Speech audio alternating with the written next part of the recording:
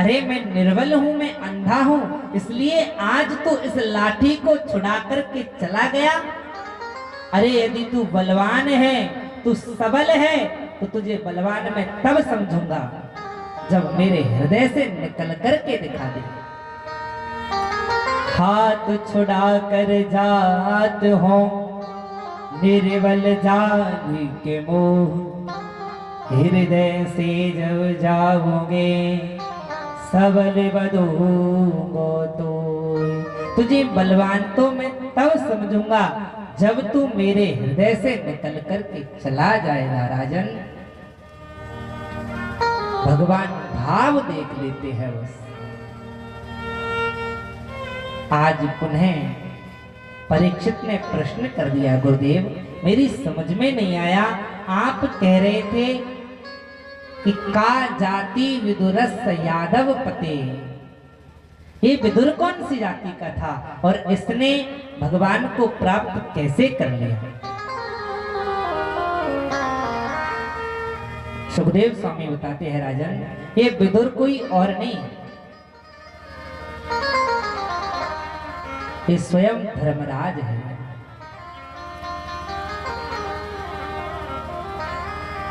एक बार मांडव्य ऋषि अपना जीवन पूर्ण करके इनके यहां पधारे। इन्होंने उनको सजा दी थी सूली की। पूछा मांडव्य ऋषि ने, राजन मुझे ये सूली की सजा आपने क्यों दी? मुझे जहां तक मुझे ज्ञात है, जब से मैंने सुरत संभाली है तब से मैंने कोई पाप नहीं किया, फिर मुझे ये सूली की सजा क्यों मिली? आज धर्मराज बोल पड़े, आप जब 5 वर्ष के थे तो आपने एक चींटी में कांटा चुभो दिया था और इसी के कारण आपको ये सूली की सजा मिली है। बोले राजन, क्या तुम्हारे धर्म ग्रंथों में यही लिखा है? अरे धर्म ग्रंथों में ये लिखा है कि 5 वर्ष का बालक अबोध होता है और अबोध बालक के द्वारा किया हुआ कार्य कोई पाप नहीं होता।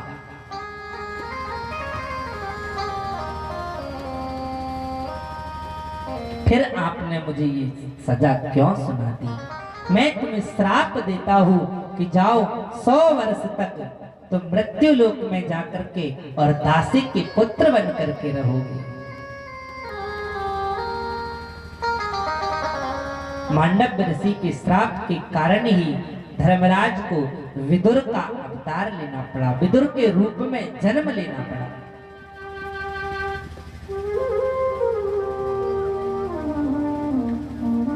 कौरव पांडवों का युद्ध चल रहा है।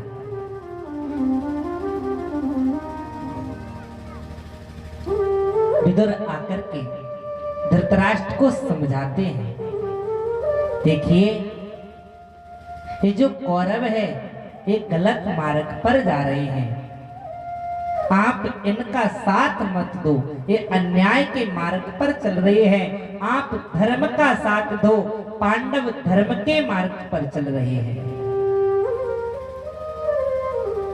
जैसे ही इतना समझा रहे थे, ये बात को सुन लेता है दुर्योधन।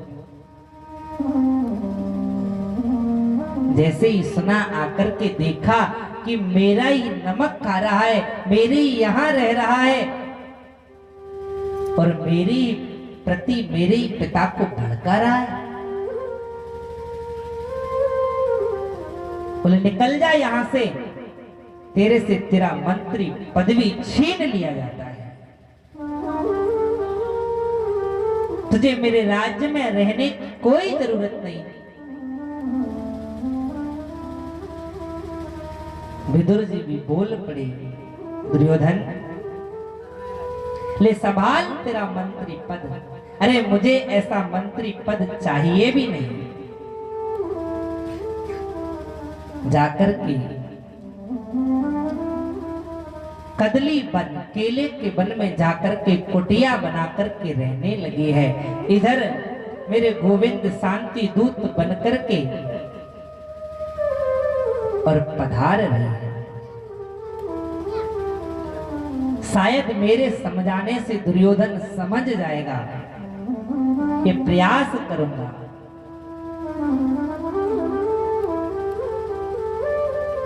जैसे ही दुर्योधन को पता लगा कि द्वारकाधीश शांति दूत बनकर के आ रहे हैं, सुंदर मंच सजवाया, सभा जुड़वाई, श्रृंगार किया, 56 भोग बनवाए।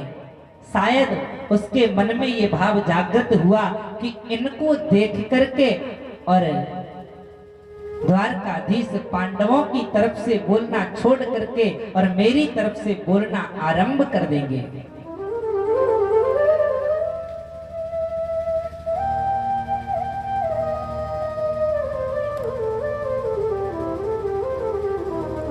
पधारे हैं द्वारकाधीश रथ में आरूढ़ होकर के। सभा खड़ी हुई है, आकर के विराजमान हुए हैं। समझाया, दुर्योधन एक बात बताओ, क्या पांडव तुम्हारे भाई नहीं है? बोले हाँ। तो क्या भाई का पिता की संपत्ति पर अधिकार नहीं होता है? बोले अधिकार भी होता है। बोले जब भाई का पिता की संपत्ति पर अधिकार होता है तो आप पांडवों के लिए कुछ क्यों नहीं दे रहे? अरे मैं ज्यादा तुमसे पांडवों के लिए नहीं मांगता। दुर्योधन, यदि मेरे कहने पर तुम 5 गांव भी पांडवों को दे दोगे तो मैं उनको मना लूंगा।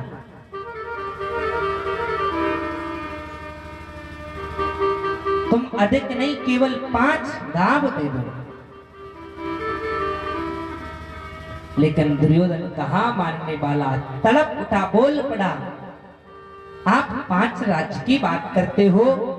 अरे कृष्ण, 5 गांव तो क्या, बिना युद्ध के तो मैं एक सुई की नोक के बराबर भी भूमि पांडवों को नहीं दे सकता।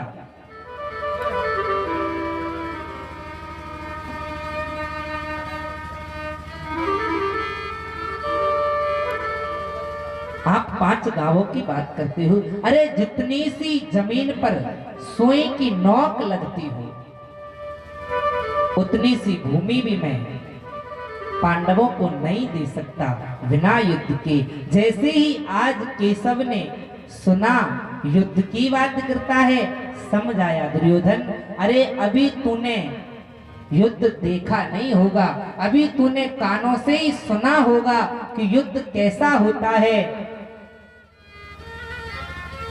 लेकिन दुर्योधन, यदि तू कहता है तो हाँ हाँ दुर्योधन, रण ऐसा होगा, ऐसा न कभी भी हुआ होगा, भाई पर भाई टूटेंगे, रणवीर बाण छूटेंगे।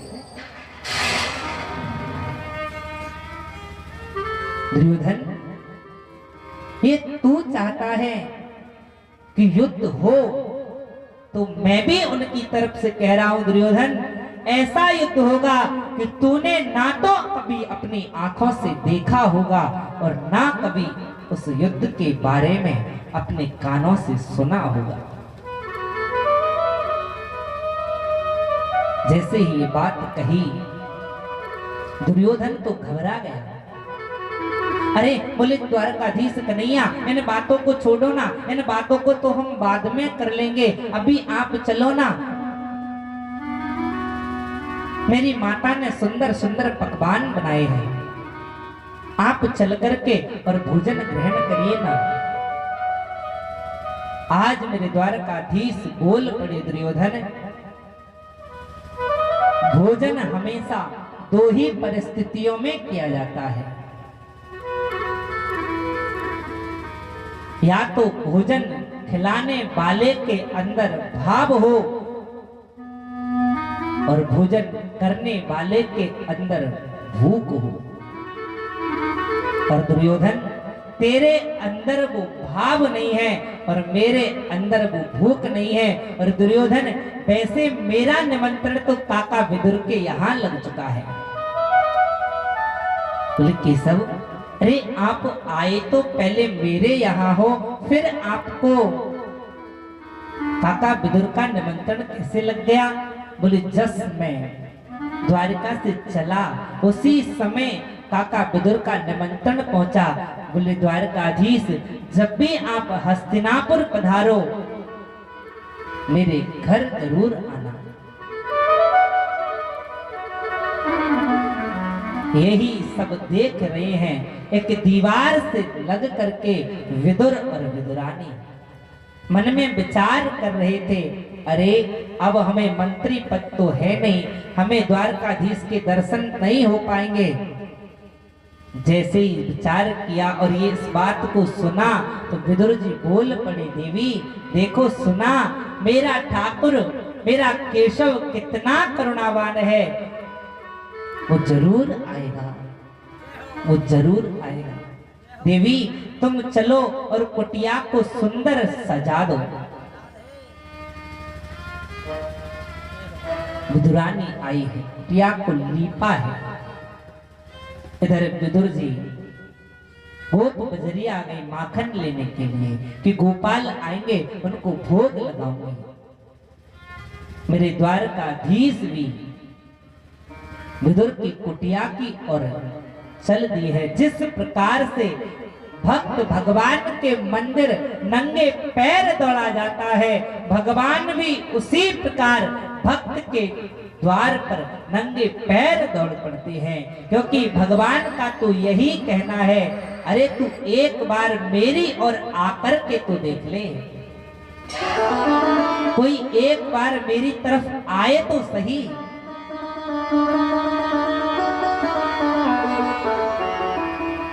अरे कोई एक पग भी यदि कोई मेरे लिए धरेगा तो मैं उसके लिए 100 पग चलूंगा। जो तू आवे एक पग मैं धावूं पग सा, जो तू कर काट है तो मैं लोहे की लाठ।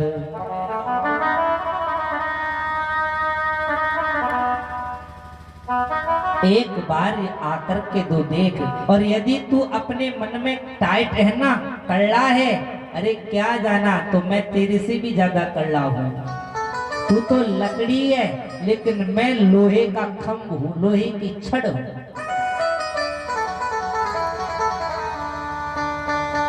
आज भक्त का भाव देख करके और स्वयं केशव भी नंगे पैर दौड़ पड़े, जाकर के कुटिया का दरवाजा खटखटाया। देवी काकी दरवाजा खोलो, काकी दरवाजा खोलो। विदुरानी स्नान बना रही थी, जैसे ही देखा गोविंद आए हैं, मेरे केशव पधारे हैं, सुध-बुध भूल गई वो सुलभा। गेट खुला, गोविंद का हाथ पकड़ा, एक पट्टा उठाया और अब तो उस पट्टे को लेकर के गोविंद का हाथ पकड़ करके और कुटिया के चारों तरफ चक्कर लगवाना आरंभ कर दिया। गोविंद इस जगह पर बैठिए। बोले ये भी जगह ठीक नहीं है, यहाँ बैठिए, यहाँ भी जगह अच्छी नहीं है, आप यहाँ बैठिए। हर एक जगह पर घुमा दिया, एक कोने में ले जाकर के और पट्टा उल्टा रखा, उल्टे पट्टे पर केशव को बिठाया है।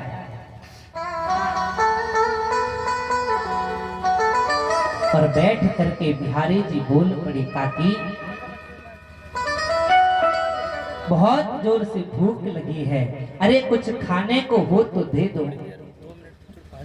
काकी बोल पड़ी, कन्हैया अरे तेरे काका अभी गोप बजरिया गए हैं, वो माखन के मीठे मीठे लड्डू लेकर के आते ही होंगे। बोले काकी अरे बहुत जोर से भूख लगी है, मुझे तो अभी ही आप घर में जो हो वो ही दे दो, बहुत भूख लगी है, अब तो कुछ खिला दो।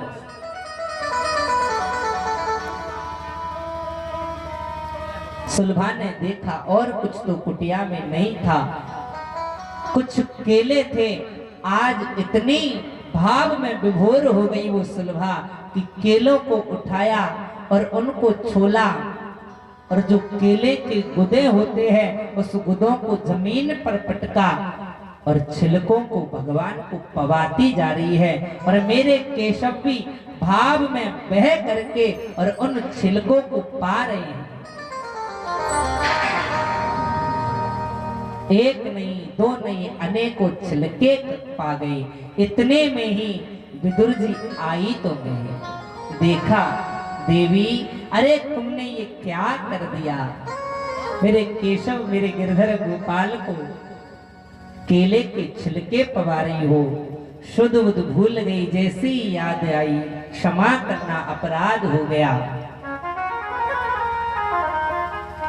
काका ने कहा, गोपाल ये लो ना, मैं माखन के लड्डू गोप बजरिया से लेकर के आया हूँ, आप लो ना। बोले काका अब मुझे भूखी ना आए, मैं अब नहीं लूंगा। बोले कन्हैया हे केशव आप कुछ तो लो। अरे बहुत मीठे हैं, बड़े ताजे हैं, मैं अभी लेकर के आया हूँ। जब ज्यादा ही अन्य बन्ने किया तो बोले काका आप यदि कह रहे हो तो चलो थोड़ा सा लड्डू मैं ले लेता हूँ। और जैसे ही थोड़ा सा लड्डू लिया, माखन का मुख में डाला तो आज गोविंद बोल पड़े, काका बुरा नाए मानो तो एक बात कहूं। बोले कहो। बोले जितना जो स्वाद उन छिलकों में आया वो स्वाद इन माखन के लड्डुओं में नहीं है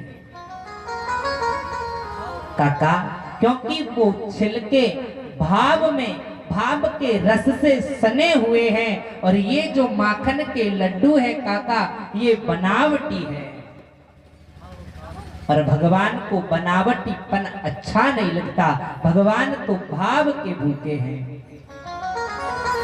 भाव का भूखा हूं मैं, भाव ही एक सार है, भाव से भजता जो मुझको,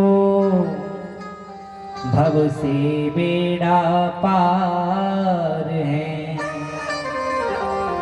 भाव बिन सोनी पुकारे मैं कभी लेता नहीं, भाव से एक पुष्प भी दे तो मुझे स्वीकार है। बड़ा भाव है, भगवान भाव के भूखे हैं और भाव से ही तो गिरधर पधार जाते हैं। हरि बांके बिहारी मेरे रास बिहारी, बांके बिहारी मेरे रास बिहारी, वो बांके बिहारी मेरे रास बिहारी, विदुर घर आए बांके बिहारी, विदुर घर आए बांके बिहारी, विदुर घर आए बांके बिहारी, विदुर घर आए बांके बिहारी, बांके बिहारी रास बिहारी, बांके बिहारी रास बिहारी, बांके बिहारी रास बिहारी, बांके बिहारी रास बिहारी, विदुर घर आए बांके बिहारी, विदुर घर आए बांके बिहारी। जय हो। थोड़ा हाथों को उठा करके प्रेम से काली सेवा करें।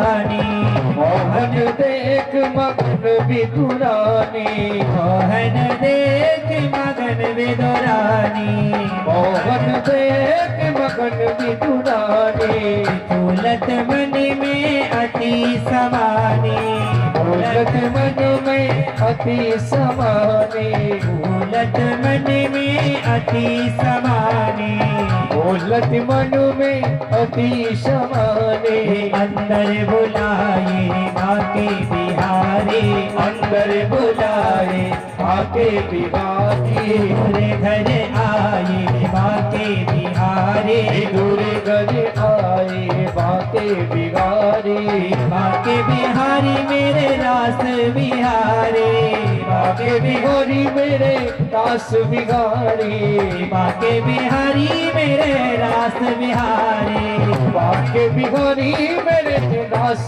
बिहारी, दूर घर आए बाके बिहारी, दूर घर आए बाके बिहारी। क्या हो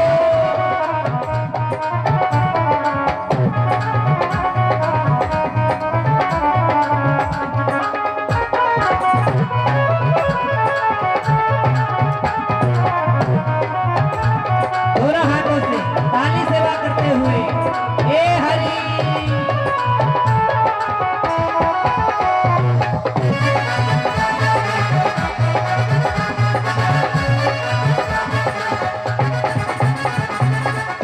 एक बात बताओ, क्या आप बिहारी जी को अपने घर बुलाना नहीं चाहते क्या? कौन कौन बुलाना चाहता है? एक बार ऊंचे हाथ करना, कौन कौन बिहारी जी को अपने घर बुलाना चाहता है?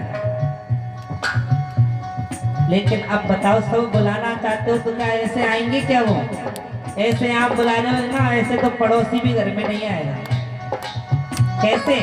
दोनों हाथ उठाइए, उठाइए दोनों हाथ और प्रेम से, दूरे घर आए बाके बिहारी, दूर घर आए बाके बिहारी,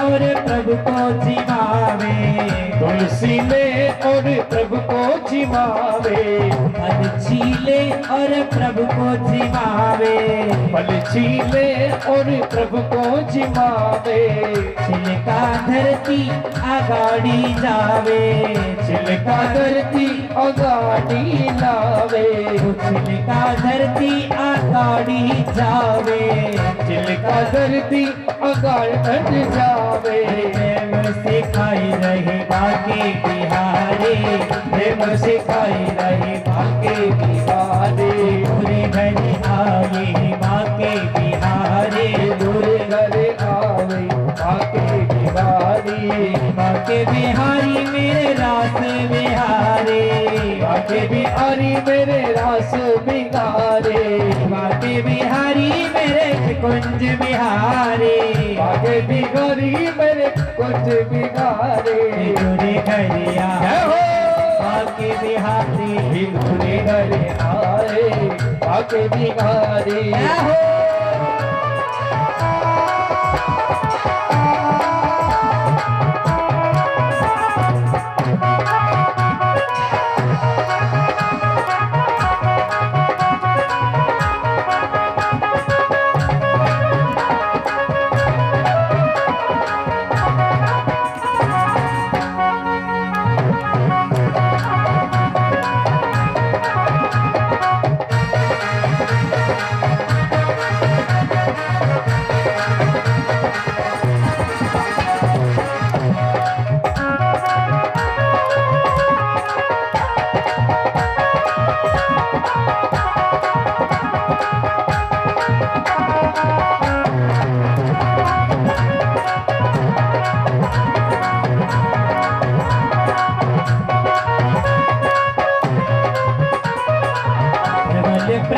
की धारा बह रही, केवल प्रेम की धारा बह रही, केवल प्रेम की धारा बह रही, केवल प्रेम की धारा बह रही, फल फेंके और छिलका खिला रही, फल फेंके और छिलका खिला रही, फल फेंके और छिलका खिला रही, फल फेंके और छिलका खिला रही। स्वाद बड़ो आए रहो, जय हो।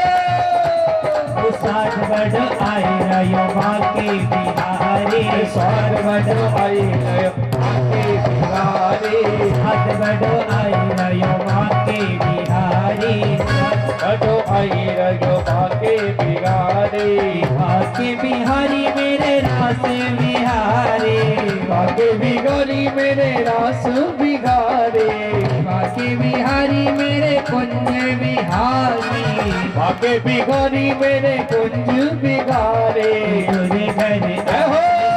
बाके बिहारी तुझे घर आए बाके बिहारी। हे हरि आहो, बोलो बाके बिहारी सरकार की।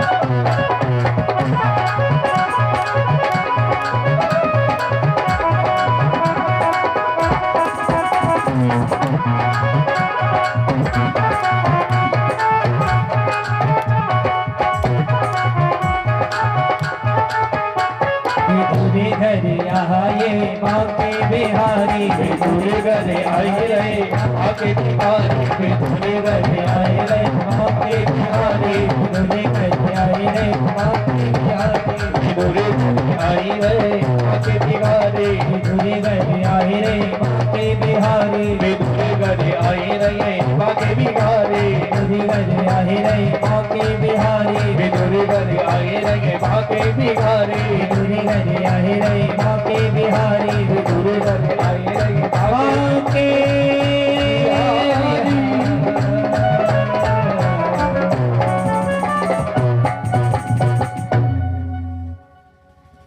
प्रबल प्रेम की धारा बह गई,